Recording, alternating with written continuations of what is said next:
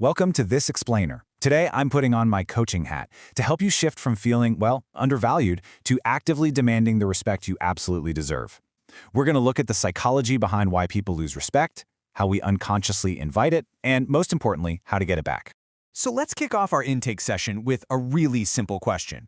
Do you truly feel appreciated? I ask this because the erosion of respect is rarely this massive overnight explosion, right?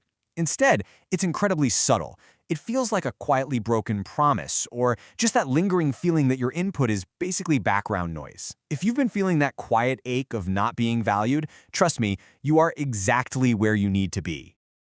All right, let's look at the agenda for today's treatment plan.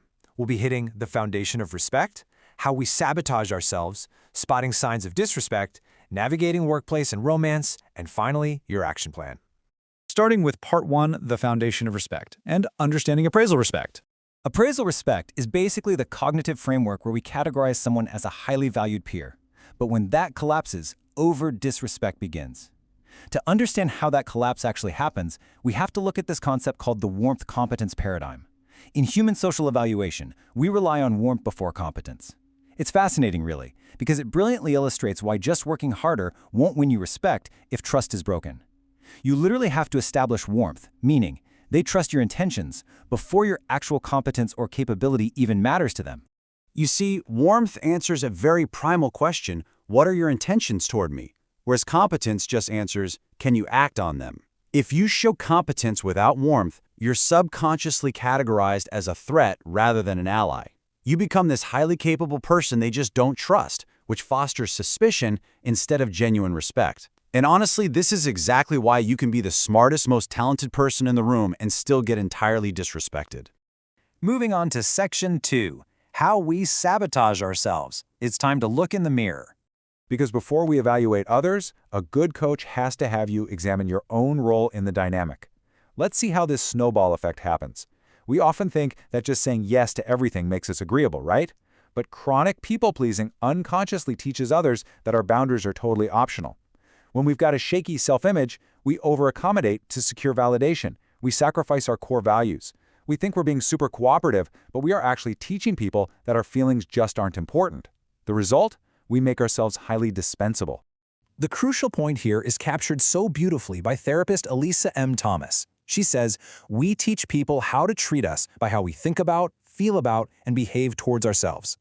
Reframing our mindset from, why are they doing this to me, to how am I teaching them to treat me is a real game changer.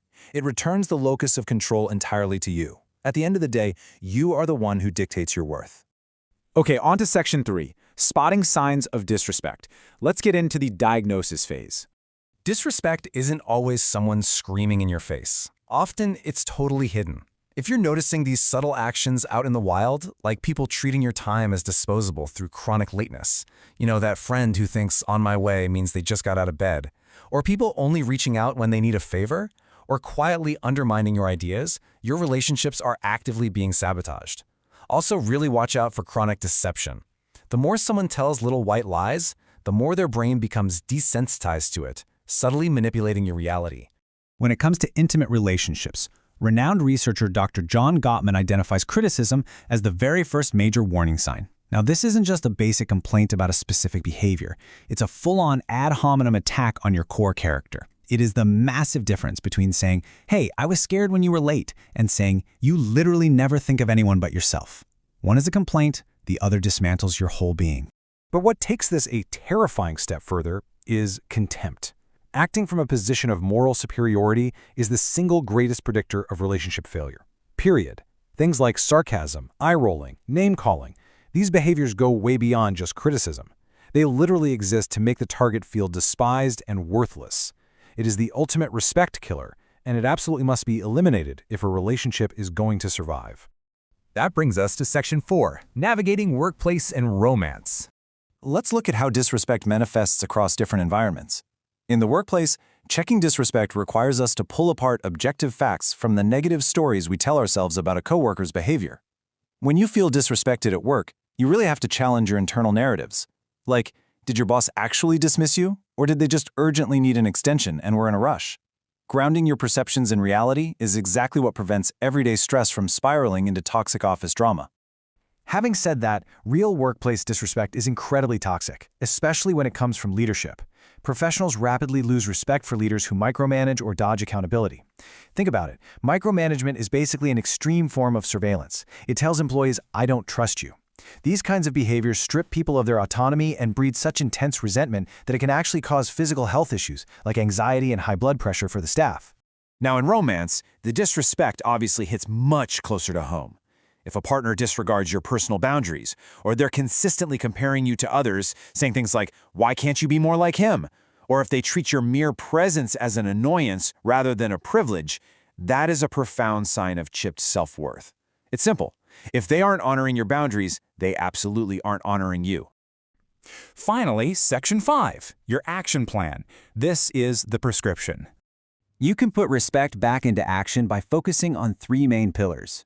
First, create safety through consistency, meaning actually keep your small promises.